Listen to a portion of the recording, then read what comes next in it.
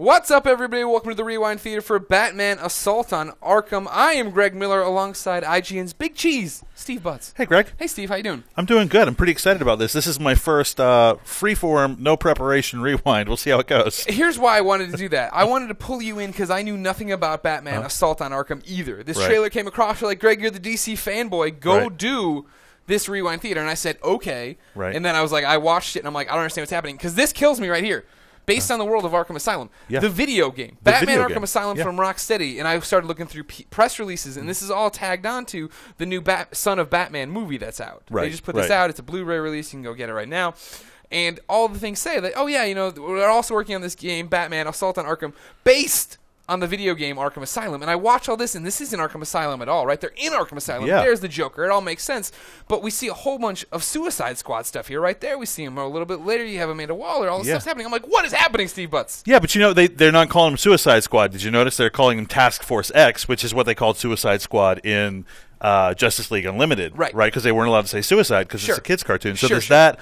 There's even I think Black Spider's in here, who is a character that we saw in Young Justice as well. Yeah. So worlds colliding in this trailer. They are using a lot of New 52 stuff right now that's happening with it. But I went through, did some research, found out on Son of Batman there's a 10-minute feature. I begrudgingly watched it work, Steve. I had to watch it. I'm so sorry to tell you that. And we'll so let it go this time. It turns out what's happening in Assault on Arkham is that this is a prequel to Batman Arkham Asylum. It's set 2 years beforehand. I gotcha. What has happened is the Riddler has something, and what he has is a list of possible Suicide Squad members. Amanda Waller, of course, not a fan of this. She's been running this Suicide Squad forever. So let's back up a little bit. For people who don't know, Amanda Waller, most people will remember her associated with Project Cadmus. Sure. She's kind of the shadowy government official who sometimes is working on the side of the heroes, sometimes working against them. Right. Batman's had run-ins with her, and sometimes she's helpful, sometimes she's totally in the way of him getting things done. Played a big part in Justice League, and then more importantly, Justice League Unlimited. Yeah. There's lots of stuff going on there. And of course, pulled from the comic books, she was in, of course, her premiere role in Green Lantern. The movie. No, I totally forgot about that. Everyone should forget about Green Lantern. No, she's always in charge of the Suicide Squad. She's in charge in the comics, in the New 52, the Suicide Squad, doing all this. In charge of the Suicide Squad there in Arrow, which you should be watching. Yeah, we talked about that this morning. I'm still not watching Arrow. All right, you should. For people who don't know, the Suicide Squad is basically a group of villains who Waller recruits to sort of do like Black Ops type stuff. Right. Like plausible deniability for the government. Go out and take care of business for us. Exactly. They can go out, and if they ever get caught, they're supervillains. We had nothing to do with them. Here is the Suicide Squad for this game. Let's do the roster from left to right here. Left we got Harley Quinn, right? Harley Quinn, of course. Everybody knows that. Joker's girlfriend. Black Spider, who I had a hard time. I had to turn to Twitter. I had to call PR for DC Comics to remember. I thought it was Prometheus at first because he got the eyes like it, and then I thought it was an owl. Then Chuck Osborne thought it was a Talon. Yeah. We got around, finally came back to Black Spider, who appeared in Detective Comics 463 for the first time. Basically, he's a vigilante killing drug dealers. Nobody likes him. Go to jail for that. He was also in an episode of Young Justice as well. A great show. Yeah. Fantastic show. Come on, they got to bring that back. It's on Netflix. Go watch it. Only season 1, though. In the middle, that's obvious, right? Deadshot. Again, another Arrow character you need to be watching. Arrow. And Deadshot's he's a little bit like the leader of the group, or he's one of the more consistent members of it, right? He's always, that Floyd guy. He's always, it's always revolving around him. He's, one of these guys who's trying to do this so he can get to see his daughter again. He's one of the villains who has not a heart of gold, but a bad skill set that he's trying to use to get to a good thing. In the back, King Shark, my favorite Superboy villain. Yeah. You remember this? Yeah, he's kind of he's a little updated here. In the comic books, I remember he actually looks like a giant shark, right? Exactly, which makes no sense or whatever. If we actually dial it back to the beginning of the trailer here, you see this version of King Shark popping in his teeth, his old denture. Nothing more terrifying than a man with dentures. And he's got a mohawk there that he's trying to pass off as maybe like a fin or something there. That's what it is. Yeah. Some villains need to just go away. And I would say King Shark is definitely on that list. Going forward a little bit more, we see our next member here. It's going to be, there it is, Killer Frost. According to IMDb, which, of course, is never a confirmed source of information, because if you didn't know, Steve, it's Wikipedia. You can edit. According to IMDb, which not confirmed by this, Elijah Dushku. Oh, wow. She's playing Killer Frost in this, but we'll see. We go a little bit further, though.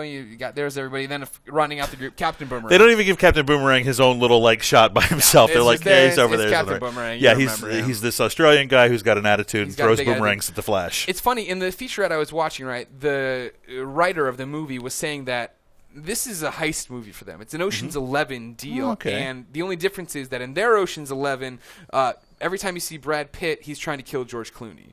Because Captain Boomerang, not a fan of Deadshot. They're always going at each other. Boomerang always trying to kill him.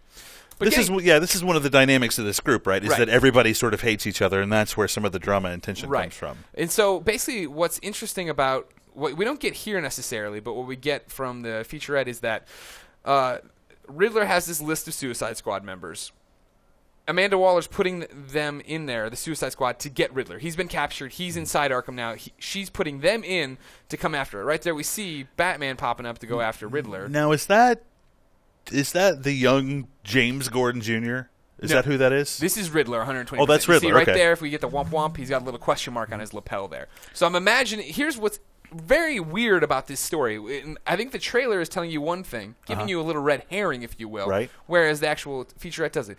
Here in the trailer, we have this scene of Joker and a bomb. Amanda Waller is saying to someone, you imagine the Suicide Squad, Joker has a dirty bomb, this is what's happening, you have to stop it. According to the featurette, the story is that Riddler has this list of Suicide Squad members. The Suicide Squad is being implemented into Arkham to get the Riddler, get it back, and take care of him. Assassinate the Riddler, make sure nobody knows this information. I wonder if what we're seeing here is Batman capturing the Riddler, putting him in Arkham Asylum, and now the Suicide Squad has to figure out a way inside. Because again, in the feature, we see that the one and only Deadshot is talking to Oswald Cobblepot, the Penguin, about how to get snuck into Arkham. And right here we see that is Deadshot. That's Deadshot, yeah. Walking in Harley. So it's the heist movie appears to be getting the bad guys into Arkham. In a way other than just putting them in for That's kind of fun twist, right? How do the criminals break into a prison? Exactly, and that's one of the fun little things they have here, right? And one of the quotes from the featurette was, only the suicidal break in. Nice. Which I thought that's pretty cute. They're really pushing that term suicide, given that a lot of people from the cartoon world won't know that reference, I don't think. Yeah, well, they don't. I don't think they're worried about it, right? Like this is what I always have to argue as a DC fan, is the fact that Marvel gets live action, like nobody's business. DC gets animation. They take their best storylines, Son of Batman, whatever, War, and they put them into these movies and let them go. So it's actually exciting to see them tell an original story, because that's actually kind of a downer for me. I'll sit down with the girlfriend, show her Son of Batman. I know this story. Like, I know what the plot points are going to be, but this is actually interesting, telling a prequel. This appears to be Harley and Joker getting reunited. Harley breaking from it, trying to kill Mr. J, as it is. What we can confirm, Troy Baker here, playing the role of Joker. Is that Troy Baker? Yeah, wow. He was, of course, Batman Arkham Origins version of the Joker. Here he is playing Joker again. But what's interesting, Joker breaks out, does all these bad things. This is, according to the animation feature, him releasing the rest of the prisoners in Arkham Asylum. Similar to Arkham Asylum. Joker seems to only have one play, really. I'm going to let everybody out of Arkham. That's how I do it. But then, now here's... So who's that over in the corner there? Is that Black Spider? Not being electrified is Black Spider off to the side. Then, if we're going from the top of the circle, the man in orange, we're going to go clockwise, is Riddler. Then we have Deadshot. Then we have Harley. Then we have Captain Boomerang. Then we have Frost. Then we have King Shark. So I will say, you're sure this is Riddler, right? Yes. I'll jump ahead for you again, because I left a note in my... Oh, I can just actually let it play, I guess, because it's like 2 seconds long. They're getting electrified. I don't understand why. Now there's a detonate bomb. What is all happening? Batman coming in. They put in the featurette again, too, which is interesting, that Batman comes in late in this movie. Interesting. So it seems like it's a Suicide Squad movie, but you, of course, lead with Batman because he's the #1 search term on YouTube for comics and yada yada. Of course. But here you see, this is very much the same Riddler who was getting choked by Batman earlier on. Now Frost is choking him. Now he's working on this. There's something we're missing, believe it or not. They're not telling us the whole story in this one trailer, which is weird. So I missed that thing with the tie, and that led me to believe throughout all those scenes that character that we keep seeing is actually James Gordon's son, who is the psychiatrist that Amanda Waller recruits to help these guys deal with some of their emotional issues. Right, well, it's desperately needed. Right? Yeah, and I was looking like, oh, maybe that's some electroshock therapy, but it makes total sense now that that's the Riddler. Let me double back. We'll double back to the 27-second mark. That's where we see Batman choking Riddler, and we can compare. Well, he's got the question mark tie, right? Oh, so he did have the tie. I didn't see the tie. Well, so when he's choking him here, he does have the tie. Just a few seconds before, there's a question mark on it. There it is. Oh, yeah, there's the tie. I thought that was the lapel of his jacket. Or maybe it is the lapel of his jacket. Or maybe he just spilled some mustard on his shirt. No, I think you're right. That looks like a tie. It looks like it's all screwed up. But yeah, that guy's got the same sort of face and glasses as the character we see later. But I missed the tie the first time around. This is what happens when I do one of these without preparing, Greg. No, this is what you're here for. I get to teach you things, Steve. I love this. Steve, you taught me so much at IGN. Let me teach you a little bit about this. But I don't understand here. So they've broken in to get information from the Riddler. And then the Riddler hooks him up to some kind of electroshock thing, but not Black Spider. So is Black Spider pulling one over on him? Could be. Do they get... Oh, here's what it is. Stick with me on this one. Okay. you know that the Suicide Squad, aptly named because they have implants in their head. That'll kill them if they don't cooperate. If they go off book, they get killed. Maybe Riddler's trying to short out their Suicide Squad beam in the jigs. That could be. Maybe he's only got 5 chairs, though, and he's like, look, Black I'll Spider will get to you in a second. We didn't. Right? This is like an N64 game. Loser gets to jump in and then the next one. Batman there doing his thing. He's talking to Alfred. Batman played by Kevin Conroy.